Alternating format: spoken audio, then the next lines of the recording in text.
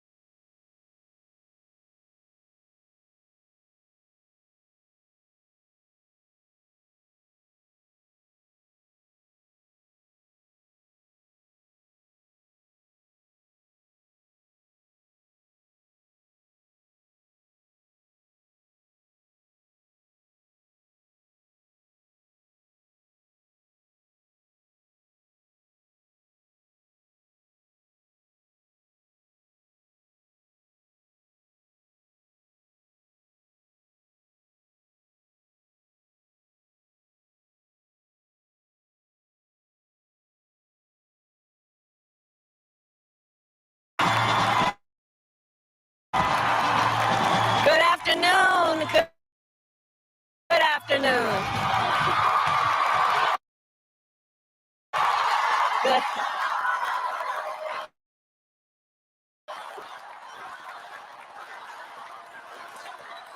Good afternoon, everyone. Good afternoon. Good afternoon. Good afternoon. Thank you all. Thank you. Thank you. Thank you. Thank you. So let me say, and I love you back. And I love you back. So let me say, my heart is full today. My heart is full today. Full of gratitude for the trust you have placed in me. Full of love for our country. And full of resolve. The outcome of this election is not what we wanted, not what we fought for, not what we voted for, but hear me when I say, the light of America's promise will always burn bright.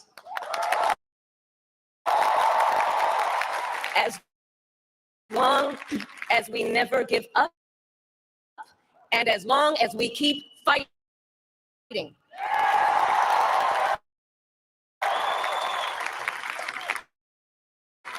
To my beloved Doug and our family, I love you so very much. To President Biden and Dr. Biden, thank you for your faith and support. To Governor Walz and the Walz family, I know your service to our nation will continue. And to my extraordinary team, to the volunteers who gave so much of themselves, to the poll workers and the local election officials, I thank you. I thank you all. Look, I am so proud of the race we ran and the way we ran it. And the way we ran it over the 107 days of this campaign, we have been intentional about building community and building coalitions, bringing people together from every walk of life and background, united by love of country, with enthusiasm and joy in our fight for America's future. And we did it with the knowledge that we all have so much more in common than what separates us. Now, I know folks are feeling and experiencing a range of emotions right now. I get it. But we must accept the results of this election. Earlier today, I spoke with President-elect Trump and congratulated him on his victory. I also told him that we will help him and his team with their transition, and that we will engage in a peaceful transfer of power.